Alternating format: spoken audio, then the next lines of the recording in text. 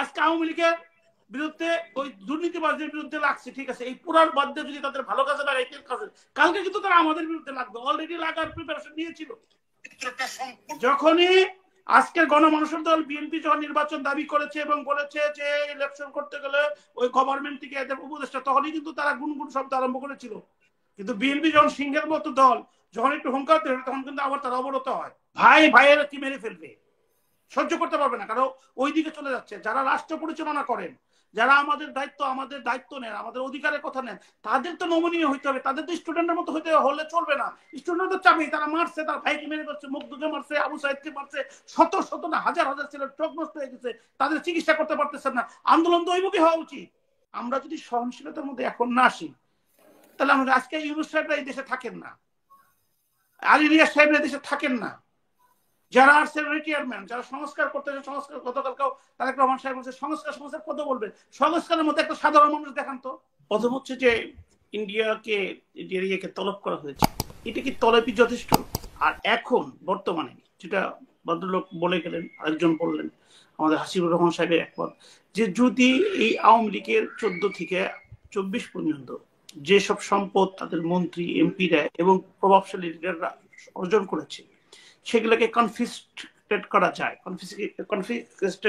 রাষ্ট্রের তরফে নেওয়া যায়। আপনি লক্ষ্য করেছেন আজ থেকে কয়েকদিন আগে আমাদের যে ছেলেরা যাদের চোখ নষ্ট হয়ে গেছে, পা নষ্ট হয়ে গেছে, যারা এই 30 জুলাই আহত, আমি একটা কিন্তু রিটও করেছি তাদের চিকিৎসার ব্যাপারে। আমি অনেকগুলো ছেলেকে চিনি ক্লোজলি, তারা আমার কাছে আসে, আমি কিন্তু নো ওয়ান, আমার কাছে আসে, তাদের পক্ষ থেকে রিট করেছি, তাদের নাম্বার আমাদের কাছে আছে। তাদের চিকিৎসার কোনো ব্যবস্থা করেন নাই, বেনিফিট আপনারা নিচ্ছেন, কোনো ব্যবস্থা করতেছেন না।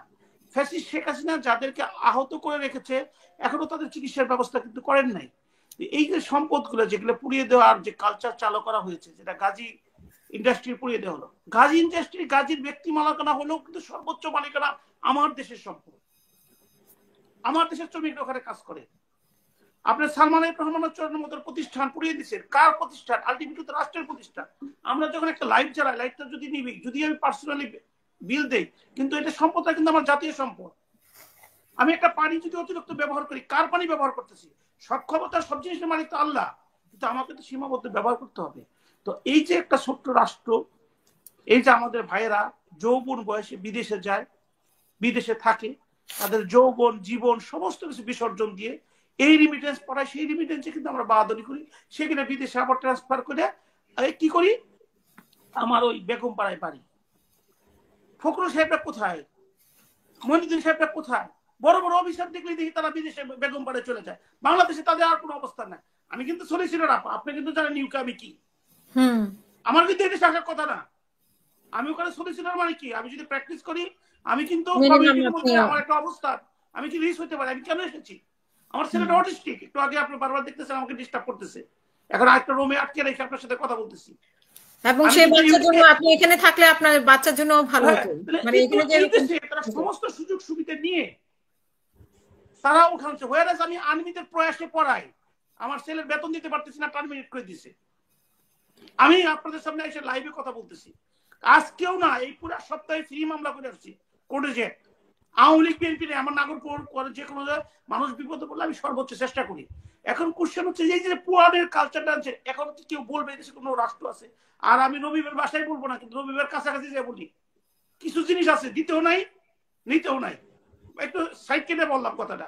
এই যে আমাদের সন্তানদেরকে যে জায়গায় দিলেন, আজকে আওয়ামী লীগের বিরুদ্ধে ওই দুর্নীতিবাজদের বিরুদ্ধে লাগছে, ঠিক আছে, এই পুরার বাদ দিয়ে যদি তাদের ভালো কাজে লাগাই, কালকে কিন্তু তারা আমাদের বিরুদ্ধে লাগবে, অলরেডি লাগার প্রিপারেশন নিয়েছিল। যখনই আজকের গণমানুষের দল বিএনপি যখন নির্বাচন দাবি করেছে এবং বলেছে যে ইলেকশন করতে গেলে ওই গভর্নমেন্ট থেকে এদের উপদেষ্টা, তখনই কিন্তু তারা গুনগুন শব্দ আরম্ভ করেছিল। কিন্তু বিএনপি যখন সিংহের মতো দল যখন একটু হুঙ্কার দেবে, তখন কিন্তু আবার তারা অবরত হয়। এখন ফ্যাসিস্টের কোশ্চেনে শুধু বিএনপি ছাত্ররা না, সারা বাংলাদেশের লোক, কিন্তু আপনি তো তাদেরকে নষ্ট করে দিচ্ছেন। তারা একটা জায়গায় আছে, শেখ হাসিনাকে পছন্দ করে না, এই লোকের সংখ্যা বেশি, কারণ সে যে অপরাধ করছে সেখানে প্র্যাকটিক্যাল। আপনি হাসিবুর রহমান সাহেবকে কি উত্তর দিবেন? ওনার কথা খারাপ লাগলে কি উত্তর দিবেন বলেন? উনি তো ভিকটিম। আমি আসলাম আপনার সামনে কথা বলতেছি, আমি ভিকটিম। 2018 আমাকে প্রকাশ্য মেরে ফেলার জন্য সমস্ত কিছু করছিল। সেইখানের যে ওসি, এখনো তো সে ওসিগিরি করতেছে। এখন আপনি ভিকটিম আজকে আর্মিদের ব্যাপারে আপনার প্রশ্নের উত্তর আসতেছি।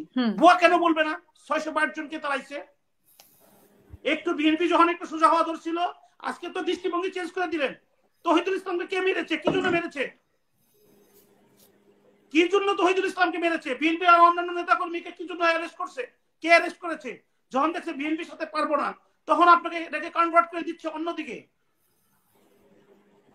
আপনি যে কথাই বলেন না কেন, আজকে নাকি প্রথম আলোর সামনে একজন দর্শক কমেন্টে বলেছে প্রথম আলোর সামনে নাকি আর্মি পাহারা দিচ্ছে। তাহলে উনি প্রশ্ন করেছে যে তাহলে গতকালকে কেন পাহারা দিল না আগে? না না, আমি গতকালকে পাহারা দিল ওই প্রশ্নই তুলবো না। প্রথম কথা হচ্ছে যে আপনারা এখন দেশের শাসনভার নিয়েছেন, একটা দল বলছে দেশপ্রেমিক দুইজনই, আর্মি এবং তারা। সারা দেশের মানুষ বিশ্বাস করতেছে, কিন্তু এই ঘটনা একটাই, দেশ কিন্তু ওনারাই চালাচ্ছেন। রবি ভাই কথা বলুক আর না বলুক, সাধারণ মানুষের বিশ্বাস কিন্তু ওনারা দুইজনেই চালাচ্ছেন দেশ। দায়িত্ব কিন্তু তাদের।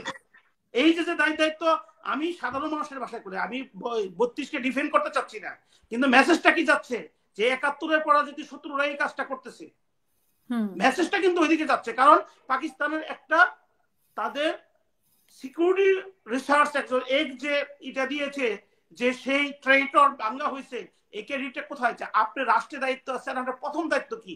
মানুষের জানমালের নিরাপত্তা দেওয়া, মানুষের ভিতরে একটা আশ্বস্ত ভাব নিয়ে আসা। যারা বিদেশ থেকে টাকা পাঠাচ্ছে তারাও তো অনেকে ভয় আছে, কারণ বাংলাদেশে বাস করতে গেলে বাংলাদেশে এখনো 80% লোক আইদার আওয়ামী লীগ অথবা বিএনপি করে। রাজনীতির সূত্রটা হচ্ছে যে সেটা সরকার দিতে পারছে কিনা জানমালের নিরাপত্তা?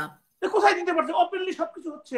এখন তো আজকে যেটা হচ্ছে, এখন সে কোভিড জায়গা হোক আর যাই জায়গা হোক, কিন্তু সরকারের তো দায়িত্ব ছিল যে এটা রক্ষা করা বা এটা মানে আমি অ্যাবসলিউটলি সেই কথা বলছি। আজকে ফেসিস্ট শেখ হাসিনা যেটা করেছে তার পাঁচচত্বর জন্য অনেক মানুষ ভোগ করতেছে, 32 হয়ে গেছে। আজকে আবার যেটা হচ্ছে, কালকে যে আবার এটা রিপিট হবে না তা কেমনি করে বুঝবেন? যে কারণে বিএনপির 31 points, I love is very much. Tarique Rahman সাহেব একদম যুগোপযোগী যেটা দিচ্ছে 1 নম্বর পয়েন্ট, যে সমস্ত হিংসা কিনা ভুলে যে সকলের মত পরামর্শ নিয়ে টাইম টু টাইম পরামর্শ করে আমরা রাষ্ট্রটাকে চালাতে চাই। That is the most important point, 31 এর মধ্যে একটা পয়েন্ট। সেইভাবে আপনাদেরকে আসতে হবে। কিন্তু আমরা তো খালি, আমি তো আপনাকে প্রথমেই বলেছি যে আমার আপন ভাই যাদেরকে আমি মানুষ করেছি সে আজকে আমার বিপক্ষে, এইটা আরো যত বেশি আপনার গরম করে দিবেন তত একটা গৃহযুদ্ধে নিতে যাচ্ছে। ভাই ভাইয়েরা কি মেরে ফেলবে, সহ্য করতে পারবে না, কারণ ওই দিকে চলে যাচ্ছে। যারা রাষ্ট্র পরিচালনা করেন, যারা আমাদের দায়িত্ব নেন, আমাদের অধিকারের কথা নেন, তাদের তো নমনীয় হইতে হবে। তাদের তো স্টুডেন্টের মতো হলে চলবে না। স্টুডেন্ট তো চাবেই, তারা মারছে, তার ভাইকে মেরে করছে, মুগ্ধকে মারছে, আবু সাইদকে মারছে, শত না হাজার ছেলে চোখ নষ্ট হয়ে গেছে, তাদের চিকিৎসা করতে পারতেছেন না। আন্দোলন তো ওইমুখী হওয়া উচিত। এখন এর জন্য রাগ কার প্রতি? এই ফ্যাসিস্টটা একদিন করে নাই, এই 16 বছর যাবত তারা অন্যায় করতেছে। কিন্তু আপনি 6 মাসের আছে, 6 মাসের দিন আপনাকে তো আশ্বস্ত করা ছিল যে এই সমস্ত সম্পত্তি কনফিসকেটেড করে আমি এই আহতদের চিকিৎসা করব, তাদেরকে রিহেবিলিটেশন করব, তাদেরকে চাকরি দিব, কারণ এগুলো সম্পূর্ণ বাংলাদেশের সম্পদ, এই দেশের টাকা লুটে পুটে তারা খেয়েছে। কিন্তু আপনি পুরো এমন ভাবে করতেছেন যে ওটার কোনো রিসেল ভ্যালু থাকতেছে না। কিন্তু ভয়ের ব্যাপারটা হচ্ছে যে যদি আমরা এখন সহনশীলতার মধ্যে না আসি, ফরগেট অ্যাবাউট এভরিথিং, আমরা যা আসি একটা উদ্দেশ্য নিয়ে তো আসি কথা বলার জন্য, কারো পক্ষে ডিফেন্ড করতে আসি না। ডিফেন্ড হচ্ছে বাংলাদেশের মানুষ। আমরা যদি সহনশীলতার মধ্যে এখন না আসি, তাহলে আমরা আজকে ইউনুস সাহেবরা এই দেশে থাকেন না, আলী রিয়াজ সাহেবরা এই দেশে থাকেন না, যারা আসছেন রিটায়ারমেন্ট, যারা সংস্কার করতেছে, সংস্কার গতকালকেও তারেক রহমান সাহেব বলছে সংস্কার কত বলবে? সংস্কারের মধ্যে একটা সাধারণ মানুষ দেখান তো। এখানে আমরা যে 3 জন লোক আছি আমাদের মানুষের সাথে সম্পর্কিত আছে। মানুষের সাথে সম্পর্ক মানুষকে ভালোবাসার জন্য কোনো ডিগ্রি লাগে না, লাগলে ভালোবাসা। আপনি ইউনিয়ন পরিষদের চেয়ারম্যানের আপনি গ্রাজুয়েশন পাস করাবেন, ও গ্রাজুয়েশন পাস করুক আর হলো ডক্টরেট করুক, ওর ভিতরে মানবতা আছে কিনা সেটা আপনি লক্ষ্য করেন, ওর মধ্যে মানবিক দায়িত্ব আছে কিনা সেটা লক্ষ্য করেন, ও মানুষের কষ্ট ফিল করে কিনা লক্ষ্য করেন, ও নিজের সন্তানকে রেখে আরেকজনের সন্তান অসুস্থ হলে তার পাশে দাঁড়ায় কিনা সেটা লক্ষ্য করেন। ও নিজে সেটা হচ্ছে জনগণ মেনে নিবে, তার সার্টিফিকেট থাকার না থাক জনগণের পাশে সে দাঁড়াবে।